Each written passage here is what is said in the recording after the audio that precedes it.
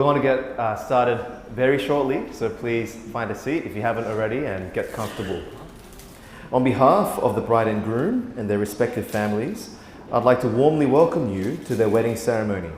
My name is Matt Kang. I am Palu's pastor, and I've recently loved getting to know Keti as well. It's been a great joy to get to know them, and I'm so excited for their wedding ceremony today. Just as we get started, I wanted to quickly tell you some important things by housekeeping. Firstly, the toilets are that way, to your right in the next building. So if you need to use the bathrooms, please find them outside this building to your right. Secondly, if I could just ask everyone to check your phone to make sure that it's on silent or airplane mode, check now. And if you think it's on silent, check again. You don't want to be that person. Please take a moment to check that your phone is on silent. Thirdly, the bride and groom have hired a professional photographer to capture moments from today. And so they're happy for you to use your phone to take photos and videos, but we just ask that you be mindful and stay out of the photographer's way.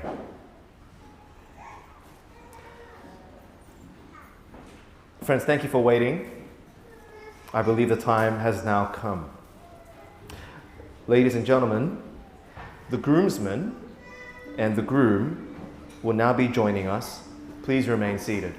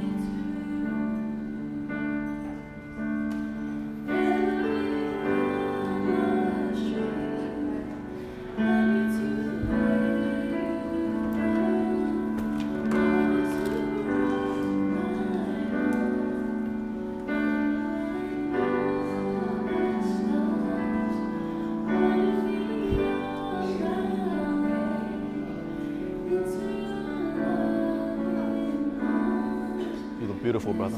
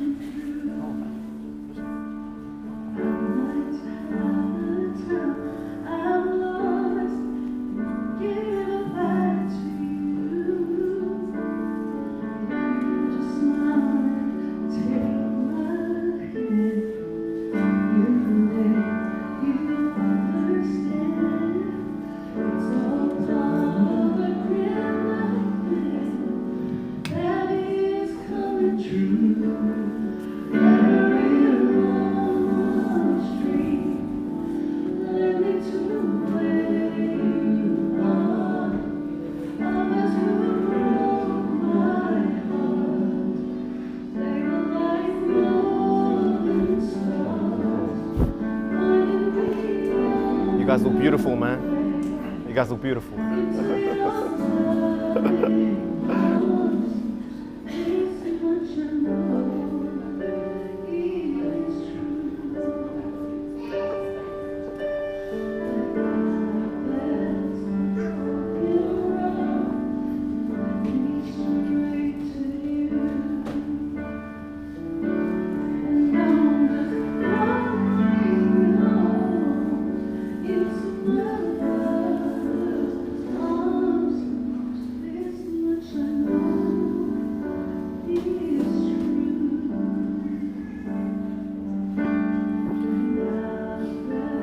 we will now be joined by our page boys and flower girls, followed by the bridesmaids. Please remain seated.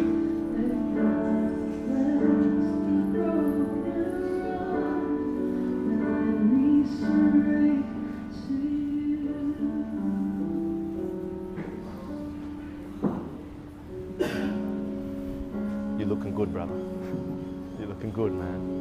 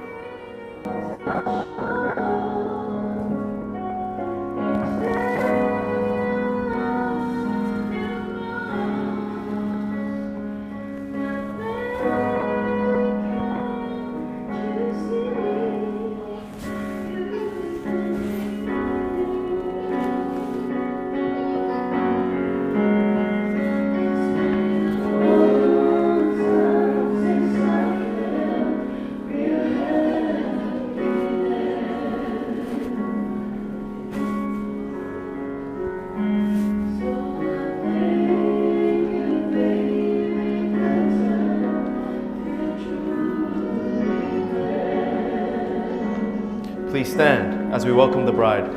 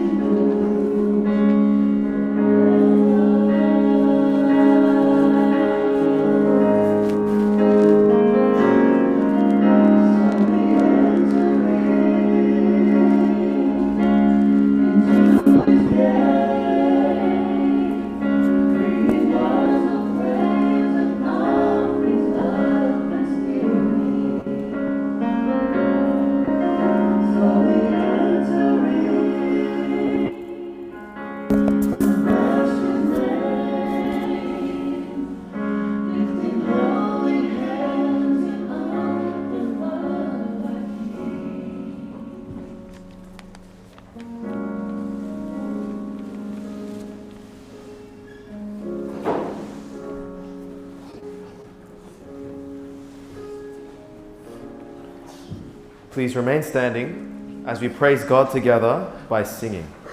We'll be singing a hymn called How Great Thou Art, and the lyrics are printed for you on the order of service. Let us sing together. You look so good. Try not to cry, oh my God.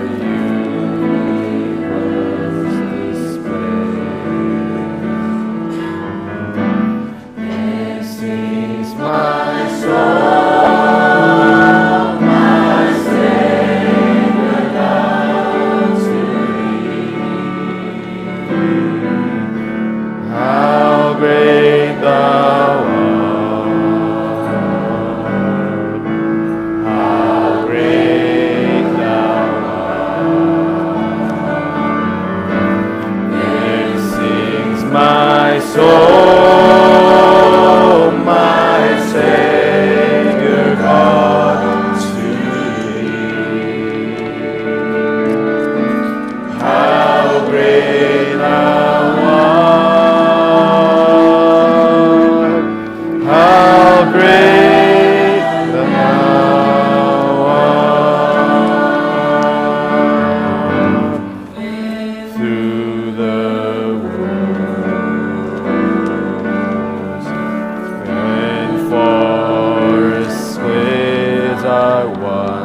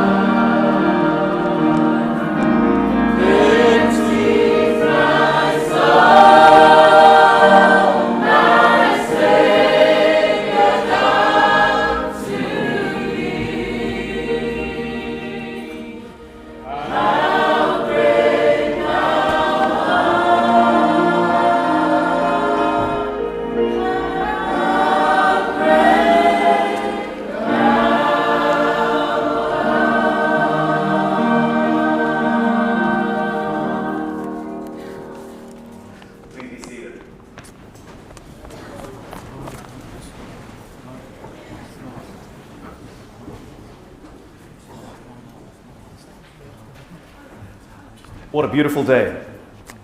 Friends and family of the bride and groom, once again, I'd like to welcome you to the wedding ceremony of Palu, Tovo and Loufeketi, Kolofale. On behalf of the bride and groom, I'd like to thank you all for coming and being a part of today's wonderful wedding service. Again, my name is Matt, and I am absolutely thrilled to officiate over today's wedding ceremony. I've been looking forward to this day for a long time. Loufeketi and Palu. Marriage, according to the Bible, is a God-given gift to people. It began with the union of the first man and the first woman, Adam and Eve, and it is a symbol of the relational love and commitment between the Lord Jesus Christ and His church. It is not something to be taken lightly, but with deliberate and careful consideration, knowing that this is a commitment to be made for the rest of your lives. And this means, by the end of today, Palu and Keti, you'll be united together in love and commitment as husband and wife. And even though you will go through many ups and downs in your life together, our Lord Jesus Christ, who has saved you, He will empower you and He will sustain you. I would now like to invite up the Reverend Moses Tovo to lead us in prayer for the couple.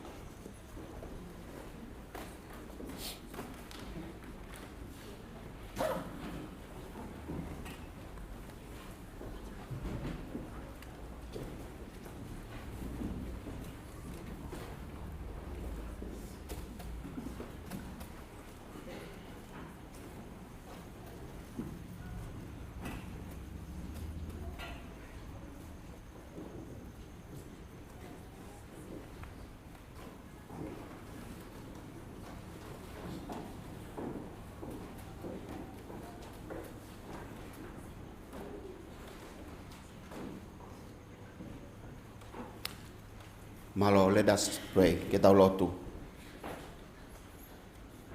Loving God, we come before you this day with hearts full of joy and gratitude.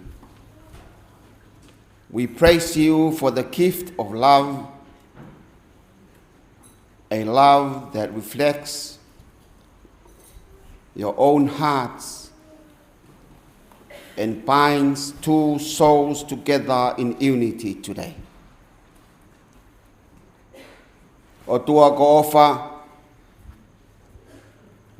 o mauhaka he langi ko tau, he ko mauanuanu iho ofa, ai aku ha bea fotu ia, he whakataha o mauwhaini. Lau maari e lebe ai howeiki. O maha matapure. Whaftai o gure lebe ai whaifkau o pot ngā we. Ka maasi kau whaifkau mau kau whataheni mohalotu. Whaftai ke tari lelei ko whai. E Palu Tovo. Mo Loufeketi Kolofale, ai ui ko ke whai, ka teki naua ke whaua e whamile e ahoni. Whawhitai ko uhi, ko e ngāwe whakataha ko whai e ongo whamili. Ko hui ko e whau. Family finangalo gaya fiono. Lord, we thank you for your love to all of us and for the way you bring Loufeketi Kolofale and Palu Tovo together. You have written their stories with care, guiding their steps to this sacred moment. Today we celebrate your faithfulness and the beauty of your design for marriage. We praise you for the laughter that fills this day, for the promises that will be spoken in love, and for the hope that shines brightly in their eyes. Loving God, you are the source of every good things, the giver of love, the keeper of vows, and sustainer of our hearts. As we gather together this day, we pray that the Holy Spirit guide us.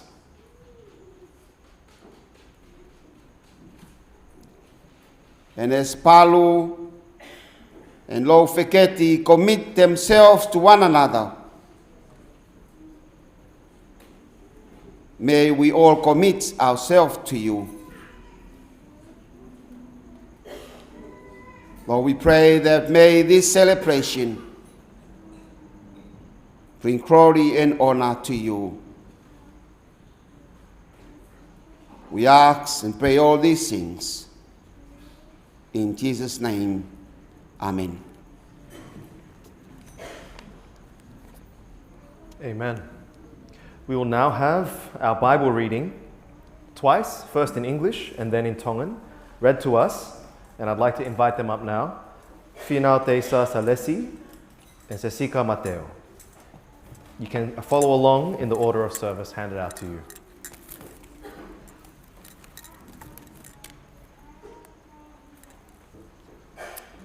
Psalm 34.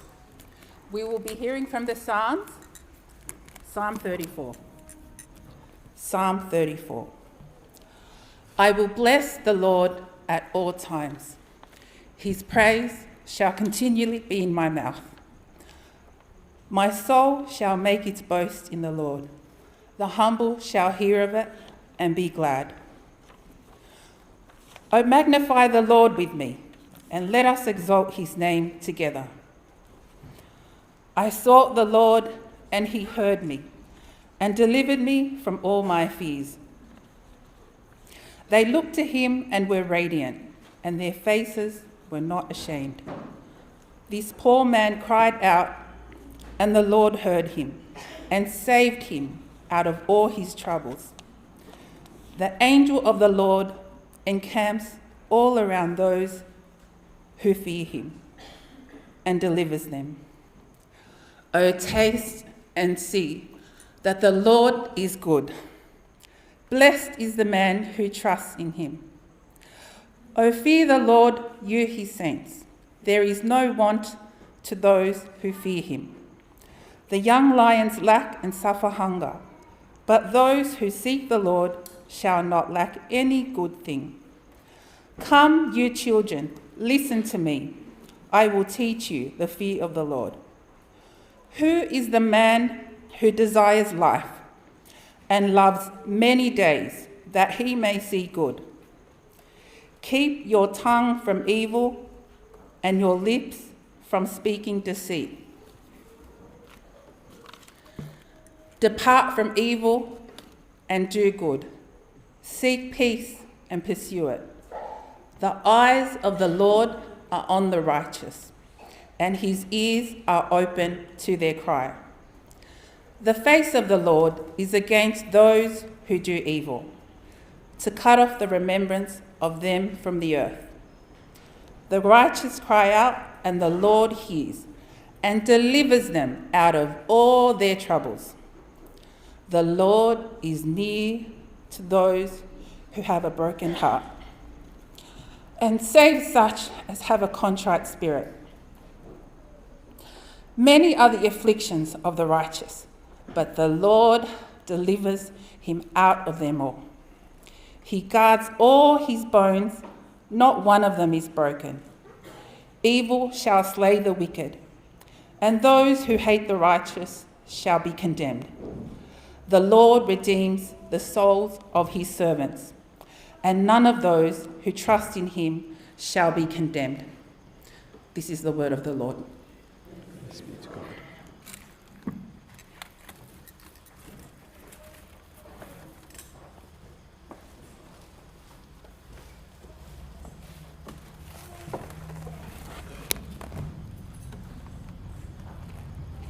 Sa me torongo furu mawha, aia te ukamatalau pia me no uruake vesi, o tuku ki ano vesi whaka osi. Sa me tolu wha, vesi raki ki he osi. Aia pe he ano whalea. Ke whakawhetai ki ha Sihova I he taimi kotoa pē. Ko hono whakamalo e I hoko ngutu maupe. E pole hoku laumali e I a Sihova. E whanongo ki ai a kau tū tāmaki pe te nau fia. Mou kau mo au ke wiki a Sihova. Pe tau hake a ki I hono hua whawhakata. Nā ako haau ke eiki pia ni talia, pia ni hamusi au mihi e kurifia. Nā nau hanga ke te ia, pia nau maa malewa, pia na ikai peko ho nau mata. Si tu tā maki ko e, na tau tapa, pia na iongo I e Sihova.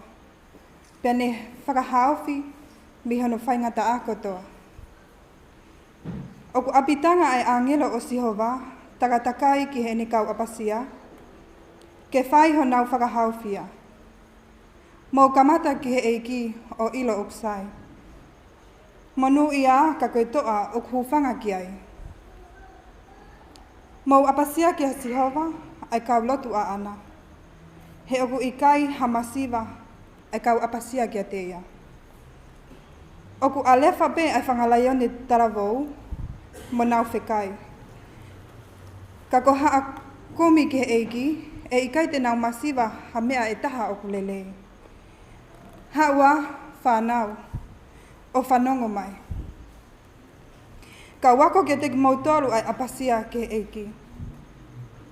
Ko haitu ha tangata oku fie mo ui. Oku manako a holahi ke ne sio ki halelei. Lama ho elelo me he kovi.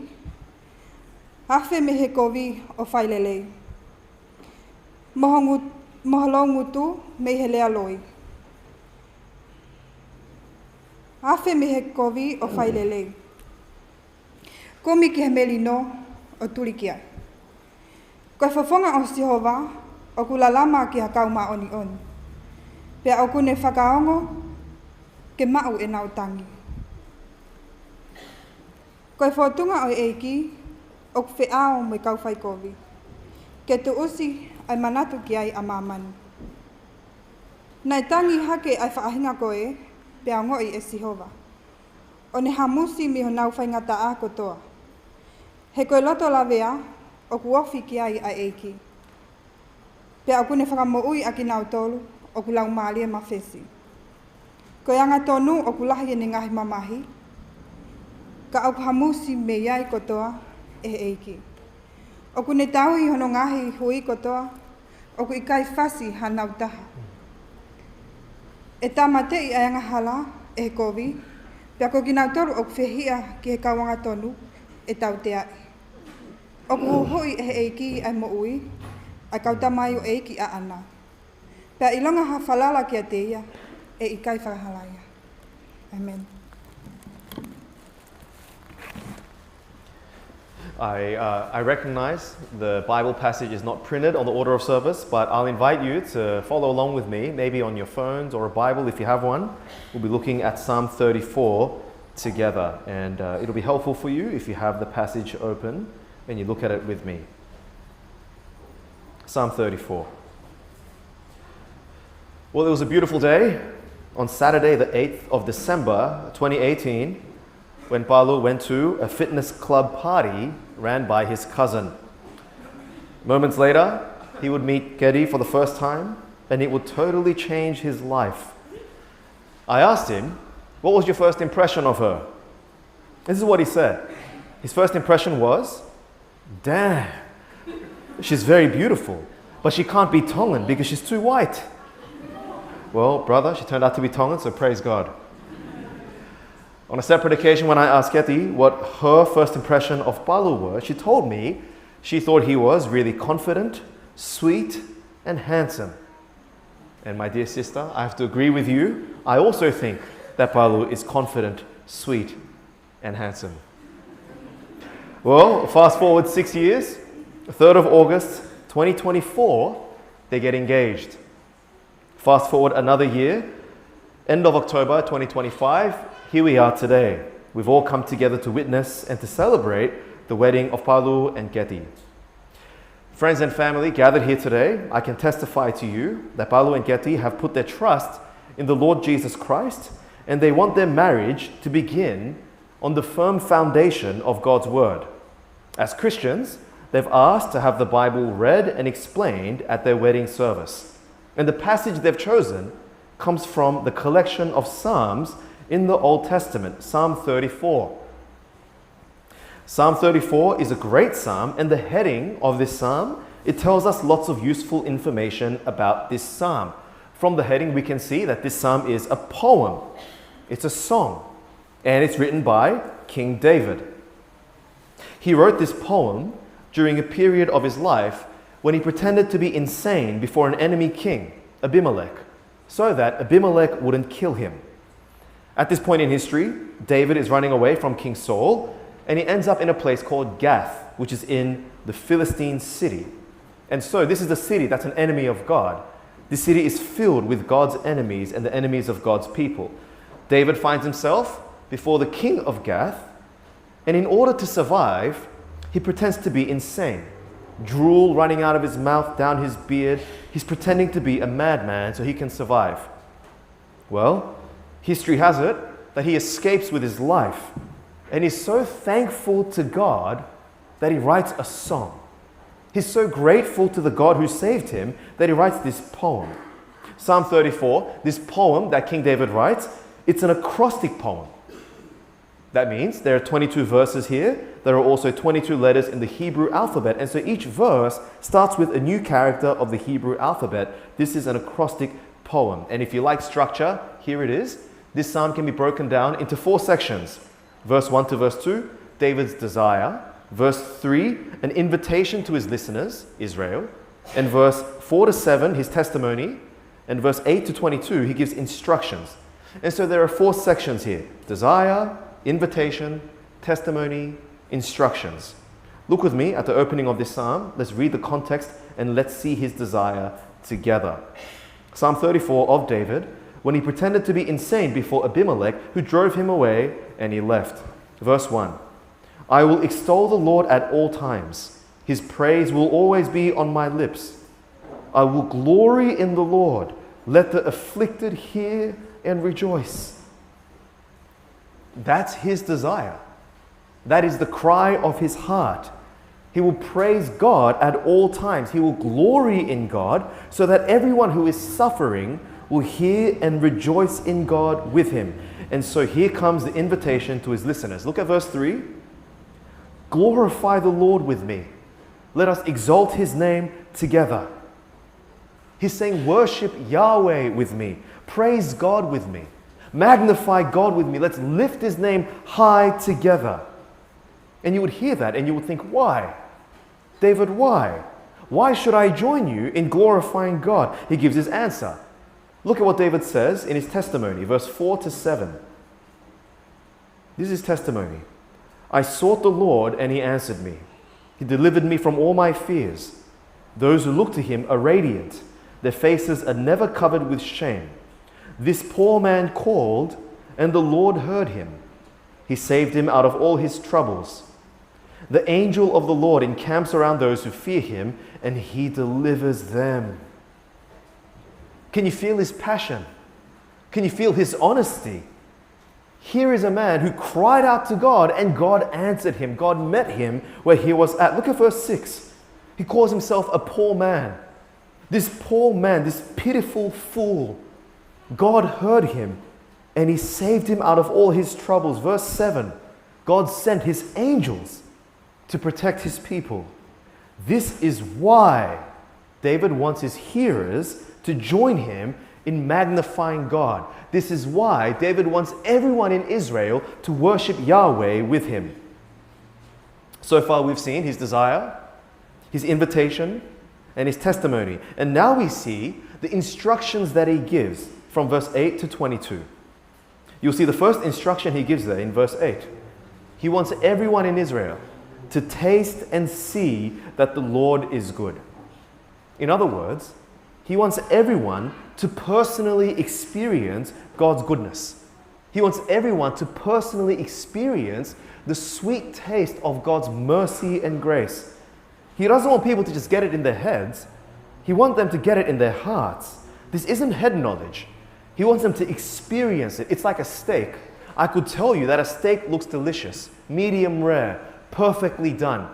You can feast with your eyes and you can tell me it looks delicious, but there's nothing like taking a bite out of that thing and knowing for yourself that it is delicious, it is good. That is what David is saying. Have an experiential knowledge of the goodness of God. Come, taste and see that Yahweh is good. Well, it gives more instructions. In verse 9, he says, fear the Lord. If you belong to him, fear him. Because if you fear him, in other words, if you have a right relationship with him, then you lack nothing. You're missing out on nothing. David continues, dishing out lessons. In verse 13, he says, keep your tongue from evil. Don't speak badly about other people. Don't speak lies or falsehood. In verse 14, he says, turn away from evil and do good. In verse 15 and 16, he makes a comparison. There's a righteous person and a wicked person. If you are righteous, then Yahweh is watching you and he responds to your prayers. But if you do evil, then God will erase you. Look with me at this collection of lessons from David, verse 8 to 22. Taste and see that the Lord is good. Blessed is the one who takes refuge in him. Fear the Lord, you his holy people, for those who fear him lack nothing. The lions may grow weak and hungry, but those who seek the Lord lack no good thing. Come, my children, listen to me. I will teach you the fear of the Lord. Whoever of you loves life and desires to see many good days, keep your tongue from evil and your lips from telling lies. Turn from evil and do good. Seek peace and pursue it. The eyes of Yahweh are on the righteous, and his ears are attentive to their cry. But the face of the Lord is against those who do evil, to blot out their name from the earth. The righteous cry out, and the Lord hears them. He delivers them from all their troubles. The Lord is close to the brokenhearted and saves those who are crushed in spirit. The righteous person may have many troubles, but the Lord delivers him from them all. He protects all his bones, not one of them will be broken. Evil will slay the wicked, and foes of the righteous will be condemned. The Lord will rescue his servants. No one who takes refuge in him will be condemned. This psalm is about David, King David, who is not only a king of God's people, but he's also a righteous sufferer. He's an innocent sufferer. This psalm, at the very least, it shows us David, who was a righteous sufferer. He's righteous in God's eyes, and yet he still suffers. He has his life threatened by enemy kings. He has his life threatened by King Saul. He's trying to survive Abimelech in Gath. David, a king of God's people, and also a righteous sufferer. Well, friends, David actually points forward to another man to come in the future. Another king of God's people, and also another righteous sufferer. Because 1,000 years after David wrote this song, the Lord Jesus Christ would come to earth. And if we were to read Psalm 34 properly, we can't help but to compare David with Jesus. For example, look at verse 4 and 6. I sought the Lord, and he answered me. He delivered me from all my fears. Verse 6. This poor man cried out, and the Lord heard him. He saved him out of all his troubles. There's a comparison. King David, under pressure, cries out to God, and God answers. God rescues him. Fast forward 1,000 years. You have Jesus in the Garden of Gethsemane, facing pressure. He would also cry out to God. In Mark 14, we see Jesus praying this, Father, take this cup from me. In other words, I don't want to be killed by you. I don't want to be separated from you. Take this cup from me. Jesus would cry out, just like David did. But God wouldn't deliver Jesus. God didn't save Jesus from all his troubles, and within hours he would be arrested and then crucified on a Roman cross. Why does he die? Why does Jesus die? And friends, the answer is for you and for me. That's why the Lord Jesus Christ would die. Friends, you see, the Bible tells us that God created the universe and He created the world good. Everything is good. And you fast forward to Genesis chapter 3, sin enters the scene. Because of Adam and Eve's rebellion against God, from then the floodgates of sin have opened, and ever since Genesis 3, everything and everyone is covered by sin. Now, everyone will die, not just physically, but spiritually, not just temporarily here on earth, but eternally. People will face an everlasting death. And so, in Genesis 3 comes the first gospel promise. God tells us that one day a child of Adam and Eve will crush the head of the serpent, that is looking forward to the Lord Jesus Christ. Along the way, you cover guys like Abraham, you cover guys like King David, all of them point forward to the great messianic king who would fulfill that promise. And so 2,000 years ago, the Lord Jesus would come. Born to a nobody in the backwaters of Nazareth, He would live an innocent life. He would fully obey God. He would read the Bible and obey the Bible. He would worship His Heavenly Father. He was the only human that didn't deserve to die. He was the only human that didn't deserve God's wrath. But He would go to the cross and He would be crucified, naked, painful, shameful. His Heavenly Father would turn His back on Him. Why? The answer is, for sinners like you and me, so that those of us who are rebels in front of a holy God, so that we might have the opportunity to repent of our sins and be forgiven and saved. The promise of the gospel is that if you humble yourself and bow before King Jesus, you will be saved. The promise of the Bible is that no matter what you've done, no matter where you've been, God will forgive your sins. He'll fill you with His Holy Spirit. He'll give you a fresh start. He'll give you a new life here and now, but more than that, for all eternity. Friends, I can testify to you that Palu and Keti have put their trust in this King, in this righteous sufferer. And just like the psalm tells us in verse 8, Palu and Keti have tasted and seen that the Lord is good. They know what it means to be blessed because they have put their trust in the Lord Jesus Christ. They have taken refuge in King Jesus. Having placed their trust in King Jesus, these two, they've lived their life in response to the gospel. They have been transformed, and they are being transformed, not just with head knowledge, but with real experiential knowledge, a knowledge of God's love for them in Christ. And so, friends, if you're here today at this wedding, and you're not yet a follower of King Jesus, then let me tell you this. Palu and Keti would love nothing more than to share the gospel of Jesus with you. They would want nothing more than for you to, on their wedding day, consider God's love for you in Christ and to taste that sweet taste of forgiveness and know that God is good. And so I encourage you today, if you want the same joy and the peace and the security that comes with knowing Christ that Palu and Keti have, speak with them. Maybe today, maybe another time, speak with me. Speak with someone, anyone. Get your sins forgiven. Be saved today. And if you're here today, and if you are a Christian believer, then I pray for you. I pray that verse 1 and 2 will be the desire of your life. That these will be your words. I will extol the Lord at all times. His praise will always be on my lips because of Jesus. I will glory in the Lord Jesus Christ. Let the sinners hear and rejoice. As fellow Christians, I pray that verse 3 becomes the invitation of your life, where you can invite everyone in your world to verse 3, glorify the Lord Jesus with me. Let's sing praises to Him together. Let's exalt Him. Palu and Keti, as you enter into marriage now, may your marriage be one that is firmly built on King Jesus. May you as husband and wife say to one another regularly, glorify the Lord Jesus with me. Let us exalt His name together. Because I sought the Lord and He answered me. He delivered me from judgment, sin, and hell. Marriage is a journey which has both good times and tough times. How will you keep glorifying King Jesus in both the good times and the bad times? Palu and Keti, the answer is simple. The answer is Jesus.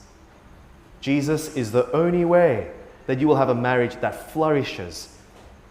Prioritize Jesus. Look to him. Listen to him. Learn from him. Love him. Worship him.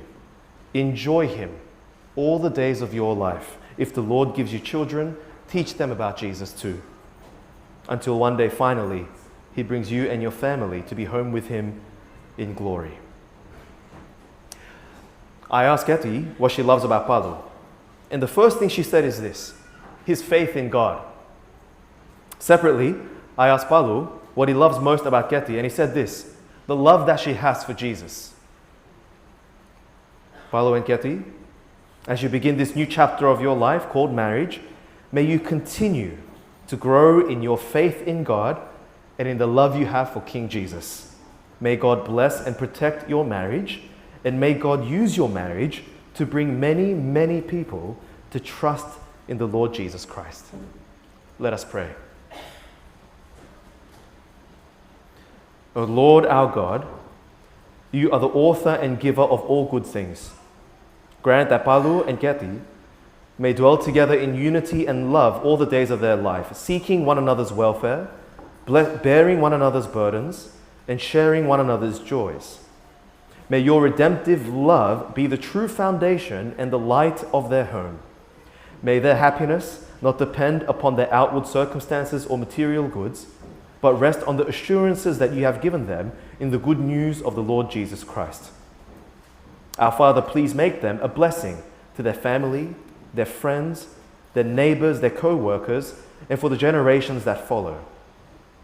When everything is going well, help them not to take their blessings for granted. When they face the difficulties and pains of life, guide them by your word and your spirit, that they may know your way. When they come to suffering and sorrow, may they be drawn together closer to you and hence closer to one another.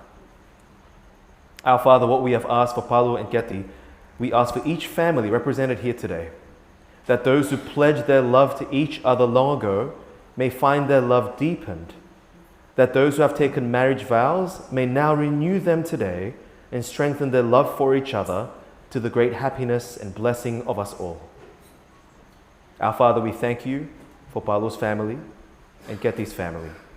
Thank you that in your kindness you have brought these two families together today, and thank you that you have used both families to show Palu and Keti the beauty and supremacy of Christ. Lord, we ask that you would enable Palu to become the husband that you want him to be. And Lord, we ask that you would enable Keti to become the wife that you want her to be. Please use them to demonstrate and declare to the world the saving love of our Lord Jesus Christ. For we ask these things in his holy name. Amen. We will now be worshipping our God together with the Tongan hymn 140. Please remain seated.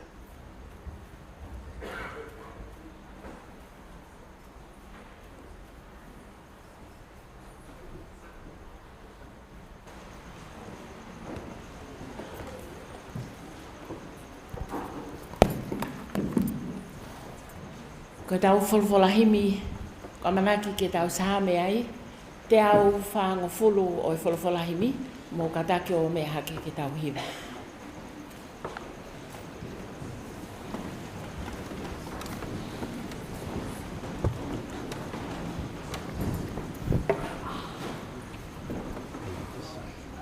Ko whekau a si isu ke ne kakai, ke nau lotu whai maupe o wana atuku. Pea ke tau whaawhai, hange koe ni whekau, ke tau lotu whai maupe o wana vai. Amen.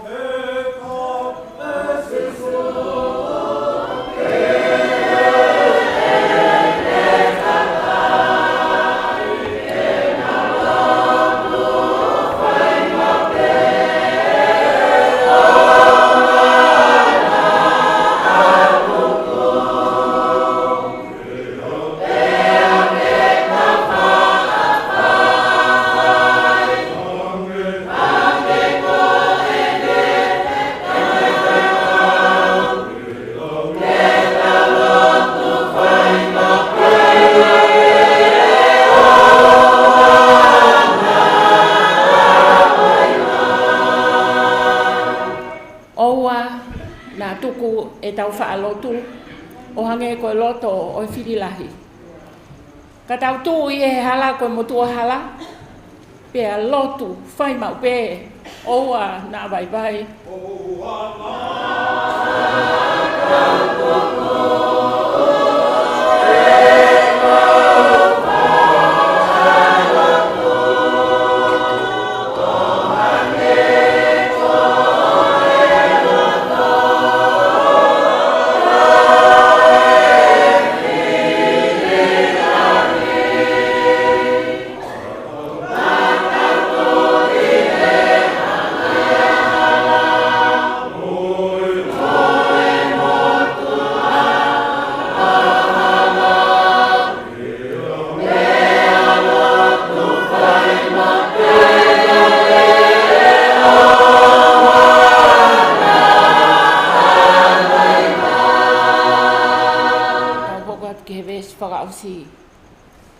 Ke tau whaakataki ai korosini, pea tau whakawhetai ki he eki lelei. Pea ke tau whaawhai i he tau mamahi, e tau lotu whai mau pē, oua nā vai vai.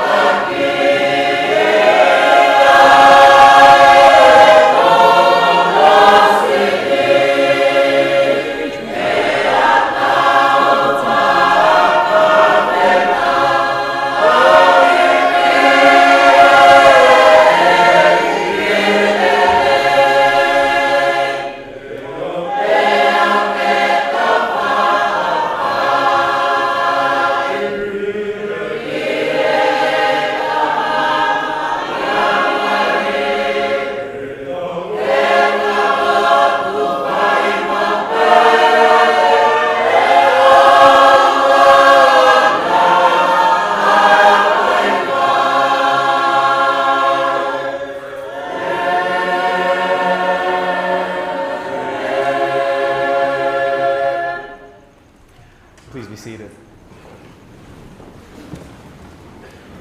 I'd now like to invite the bridal party back up to the front.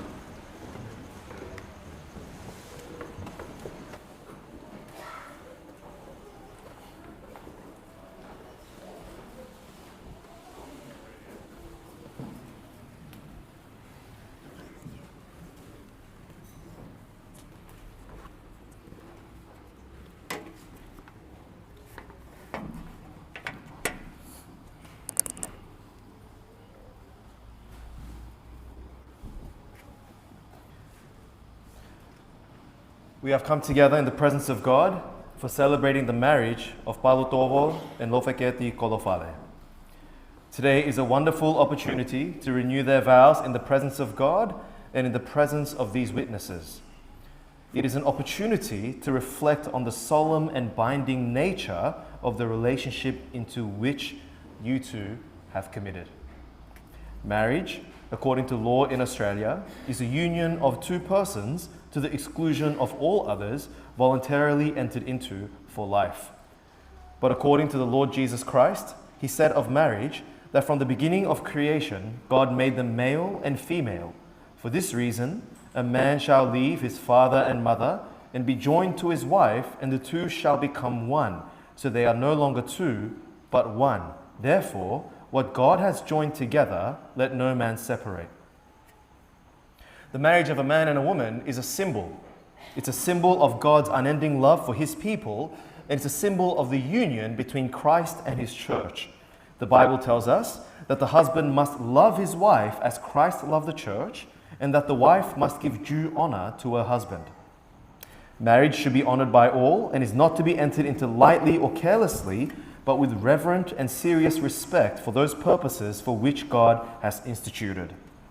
Marriage is a gift from God for the preservation and the well-being of humankind, for the expression of mutual affections, for the producing and raising of a family, and all of this for the glory of God. Palu and Keti now seek this marriage with God's blessing. They also ask us, those gathered here today, to support them with prayer and encouragement. And now for the consent, please respond with, I will. Palu Tovo, will you take Eti to be your wife, to live together according to God's law? Will you give her the honor due to her as your wife, and forsaking all others, love and protect her as long as you both shall live? I will. Loufeketi, please respond with I will. Loufeketi, will you take Palu to be your husband, to live together according to God's law? Will you give him the honor due to him as your husband, and forsaking all others, love and submit to him as long as you both shall live? I will. Please face each other. It is now time for the wedding vows.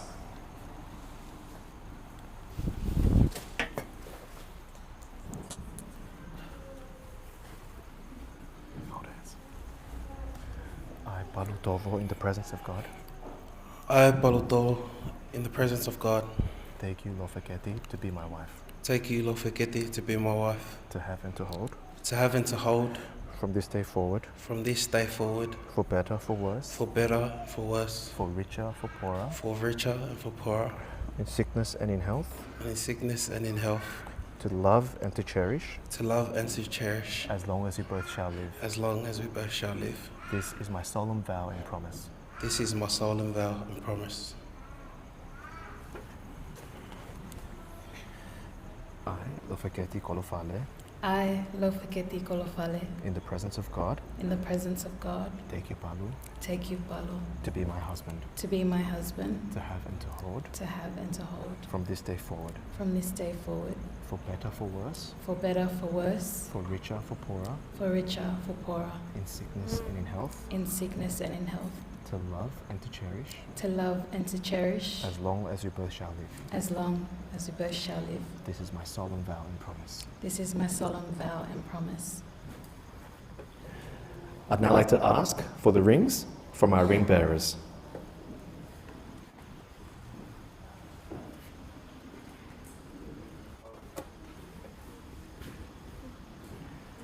Okay, we'll go with Palu first. Palu, get her ring.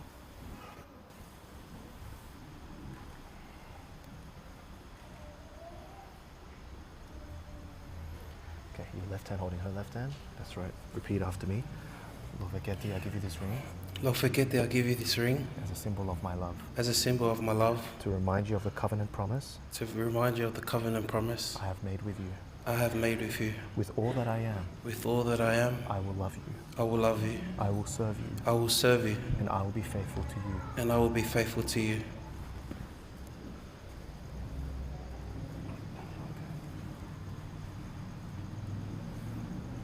Get the ring from the boy. Get Palu's toe.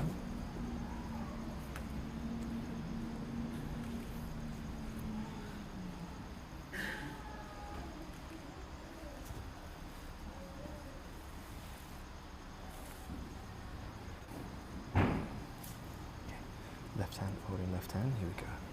Repeat after me. Palu, I give you this ring Palu, I give you this ring as a symbol of my love, as a symbol of my love, to remind you of the covenant promise to remind you of the covenant promise I have made with you. I have made with you. With all that I am, With all that I am, I will love you. I will love you. I will serve you, I will serve you, and I will be faithful to you. and I will be faithful to you.